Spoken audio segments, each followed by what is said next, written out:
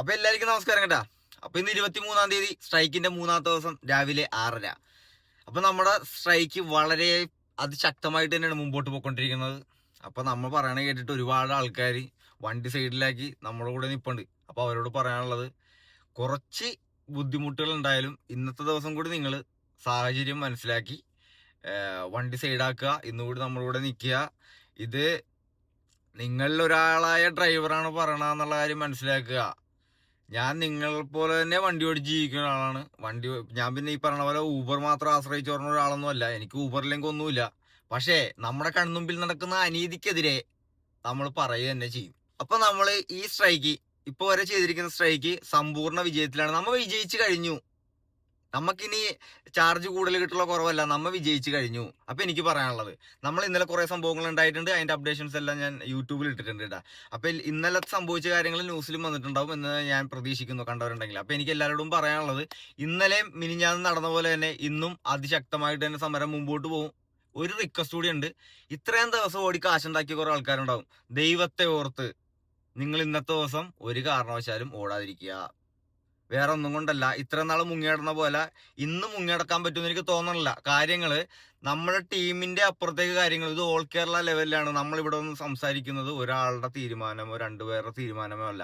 നമ്മൾ ഈ സ്ട്രൈക്ക് നടത്തണമെന്ന് ചോദിക്കുന്ന ഓരോ ആൾക്കാരോടാണ്.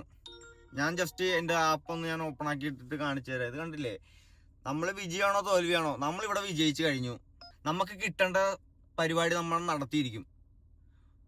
അപ്പൊ ഈ കമ്പനികളുടെ ഭാഗത്തുനിന്ന്, രണ്ട് കമ്പനികളുടെ ഭാഗത്തുനിന്ന് വ്യക്തമായിട്ടുള്ള ഒരു റിപ്ലൈ നമുക്ക് കിട്ടിയിട്ടുണ്ട്. ഒരു കമ്പനിയോട് കിട്ടാണ്ട് അവർ ഇന്നാണ് നമുക്ക് അതിന്റെ സമയവും കാര്യങ്ങളും പറഞ്ഞിരിക്കുന്നത്. അതുകൊണ്ട് നമുക്ക് ഇന്നത്തെ ഒരു ദിവസം കൂടി നമുക്കത് കണ്ടിന്യൂ ചെയ്യേണ്ടതായിട്ടുണ്ട്. അതുകൊണ്ടാണ് പറഞ്ഞത്. പക്ഷേ ഇത്ര നാളത്തെ പോലെ ആയിരിക്കില്ല, വളരെ ശക്തമായിട്ടായിരിക്കും നമ്മൾ മുമ്പോട്ട് പോണത് ഇന്നത്തെ ദിവസം. അപ്പൊ ഒരു കാരണവശാലും, അതായത് ജീവിക്കാൻ വേണ്ടി വണ്ടി എടുത്ത് വീട്ടിട്ടേക്കുന്ന ആള് ഇന്നുകൂടി ഒന്ന് അഡ്ജസ്റ്റ് ചെയ്യുക എന്നാണ് ഞാൻ പറയണത്. പല ബുദ്ധിമുട്ടുകളും കാര്യങ്ങളും ഒക്കെ ഉണ്ടാവും.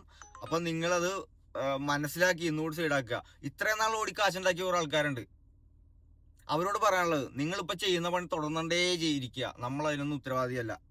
നിങ്ങൾ എന്താ വെച്ചാൽ കാണിച്ചോളാം. നിങ്ങളോടൊന്നും പറയാനില്ല. ഇനി കിട്ടാൻ നേരത്തിൽ ഇരുന്ന് മാറിയിരുന്ന് നക്കുക എന്ന് മാത്രമേ എനിക്ക് പറയാനുള്ളൂ. അതിൽ കൂടുതലൊന്നും നിങ്ങളോട് എനിക്ക് പറയാനില്ല. നിങ്ങൾ ഓടിക്കൊണ്ടേയിരിക്കുക.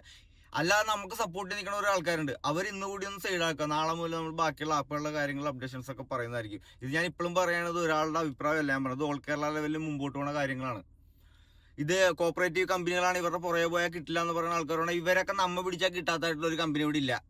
ഇവിടെ ഡ്രൈവർമാരുണ്ടാ, പണി നടക്കും. പക്ഷെ അതേസമയം ഇങ്ങനെ കുറെ കരിങ്കാലികളുണ്ട് ഇവിടെ. ഇതിന്റെ ഇടയിൽ കാശുണ്ടാക്കാൻ നിൽക്കുന്ന ആൾക്കാർ. പിന്നെ വണ്ടിയുടെ അകത്ത് കയറിയിരുന്ന് കിണ്ടി കാണിക്കണ പരിപാടിയല്ലേ ഇത്. ഇത് പുറത്തിറങ്ങി കളിക്കണം. പുറത്തിറങ്ങി നിന്ന് കാര്യങ്ങൾ കണ്ട് മനസ്സിലാക്കണം. ഇതൊന്നും അറിയാതെ വീട്ടിൽ കയറുന്ന വെച്ചാൽ ഞങ്ങൾ 2 ദിവസമായിട്ട് വണ്ടി ഓണാക്കിയിട്ടിരിക്കുകയാണ്. 3-ാം ദിവസം ഞങ്ങൾക്ക് ഓടിയേ പറ്റുള്ളൂ. ഒരുപാട് ആൾക്കാരുടെ കഷ്ടപ്പാടുകളാണ് ഈ കാണുന്നത്. നിങ്ങൾ വണ്ടി സൈഡിലാക്കിയിരുന്നല്ല ഇതിന്റെ പുറത്തെ പരിപാടി. ഒരുപാട് കാര്യങ്ങൾ ഇതിന്റെ പുറകിൽ നടപ്പുണ്ട്. അപ്പൊ അതൊക്കെ ഒന്ന് മനസ്സിലാക്കി കേട്ടാ. അപ്പൊ എല്ലാവരും ഇന്നത്തെ ദിവസം കൂടി ഇത്ര നാൾ ഓടാത്ത ആൾക്കാരോടാണ് ഞാൻ പറയണത്. അതായത് ഈ 2 ദിവസം ഓടാണ്ട് നമ്മുടെ കൂട്ടത്തിൽ നിന്ന ആൾക്കാരോട് എനിക്ക് പറയാനുള്ളത്, ഇന്നത്തെ ദിവസം കൂടി അഡ്ജസ്റ്റ് ചെയ്യുക. അതല്ലാതെ കുറെ ആൾക്കാരുണ്ട് 2 ദിവസം ഇന്നലെ ഞാൻ ഓടിയതിന് ശേഷം ഇപ്പോൾ വന്നിട്ട് ചേട്ടാ എനിക്ക് നാളെ ഓടിയില്ലെങ്കിൽ ഭയങ്കര ബുദ്ധിമുട്ടാവും, എനിക്ക് ഓടണം എന്ന് പറഞ്ഞു വരുന്ന കുറെ ആൾക്കാരുണ്ട്. അവരോടാണ് എനിക്ക് പറഞ്ഞത്, ദൈവത്തെ ഓർത്ത് നിങ്ങൾ എന്താന്ന് വെച്ചാൽ കാണിച്ചോളാം. നമ്മൾ ഒന്നിനും ഉത്തരവാദിയല്ല. നിങ്ങളുടെ പാടായി ചെന്ന് കയറി കൊടുക്കാതിരിക്കുക ഒരിടത്തേക്കും. എന്നുവെച്ചാൽ ഇവിടെ അധ്വാനിച്ച് ജീവിക്കാൻ വേണ്ടി, അതായത് സ്ഥിര വരുമാനം, വേറെ വരുമാന മാർഗം ഇല്ലാത്ത കുറെ ഡ്രൈവർമാരുണ്ട്. ഇതിനുവേണ്ടി പോരാടുന്ന ഡ്രൈവർമാർ, അവരുടെ മുമ്പിലേക്ക് ചെന്ന് കയറി കൊടുക്കലേട്ടാ. അതെനിക്ക് പറയാനുള്ളത്. ഞാനൊക്കെ വളരെ നല്ല രീതിയിലാണ് എല്ലാ ഡ്രൈവർമാരെ കാണുന്നതും പറഞ്ഞ് മനസ്സിലാക്കി കൊടുക്കണതും നമ്മുടെ കൂട്ടത്തിൽ നിൽക്കണതും. അത്രയും നല്ലപോലെ നമ്മൾ സംസാരിക്കുന്നതുകൊണ്ടാണ് രാവിലെ മുതൽ വൈകുന്നേരം വരെ പല ഡ്രൈവർമാരും നമ്മുടെ കൂട്ടത്തിൽ നിൽക്കുന്നത്. എല്ലാവരും അങ്ങനെ ആയിരിക്കണമെന്നില്ല. ഇന്നലത്തെ ദിവസം ഞാൻ കണ്ടത് വളരെ മോശമായിരുന്നു. ഇന്നലെ ഉച്ച കഴിഞ്ഞിട്ട് കുറെ ആൾക്കാർ വണ്ടി ഓടിച്ചിട്ട് ട്രിപ്പ് എടുത്ത് നടപ്പുണ്ട്. അപ്പൊ ഇത് ഉപയോഗിക്കുന്ന കസ്റ്റമർ ഉപയോഗിക്കുക. ഇവന്മാരെ പോലുള്ളവന്മാരാണ് ഇങ്ങനത്തെ ഫീൽഡ് നശിപ്പിക്കുന്നത്. ഇത് കണ്ടില്ലേ, 3768 രൂപ കണ്ടാ. ഇതിന് എത്ര കിലോമീറ്റർ എന്ന് അറിയാവാ? 124 കിലോമീറ്ററിന് ഈ 3798 രൂപ നിങ്ങൾ ഇത്ര നാളായിട്ട് കണ്ടിട്ടുണ്ടാ? ഇതാണ് പറയുന്നത് നമ്മുടെ സമരം വിജയത്തിലേക്ക് തന്നെയാണ്. അപ്പൊ ഈ സാധനം നിങ്ങൾ ഓർക്കും ഇതാണ്, ഇതൊക്കെ ഫേക്കാണ്. കൊല്ലം മനസ്സിലായില്ലേ? ഇതിനാണ് നമ്മൾ ഈ സ്ട്രൈക്ക് നടത്തുന്നത്. ഈ 123 കിലോമീറ്റർ 1300 രൂപ, 1300 1400 രൂപക്കോ 1500 രൂപക്കും വരെ കൊണ്ടുപോകാൻ ആളുണ്ട്. അല്ലെങ്കിൽ 2000 രൂപക്ക് വരെ കൊണ്ടുപോകാൻ ഒരാളുണ്ട്. ഈ 1030 കിലോമീറ്റർ 2100 2200 രൂപക്ക് വരെ കൊണ്ടുപോകാൻ ഇവിടെ ആളുണ്ട്. ഇതൊന്നും അല്ല ഇവിടുത്തെ ചാർജ്. നമുക്കൊരു മിനിമം ചാർജ് മേടിച്ചെടുക്കണം. സ്ഥിരം സിറ്റിയിൽ ഓടുന്ന ആൾക്കാർക്ക് പുറത്തേക്ക് ഇറങ്ങിയ ചാർജ് കിട്ടണം. അപ്പൊ എല്ലാവരും കാര്യങ്ങളൊക്കെ മനസ്സിലാക്കി കൂട്ടത്തിൽ നിൽക്കണം.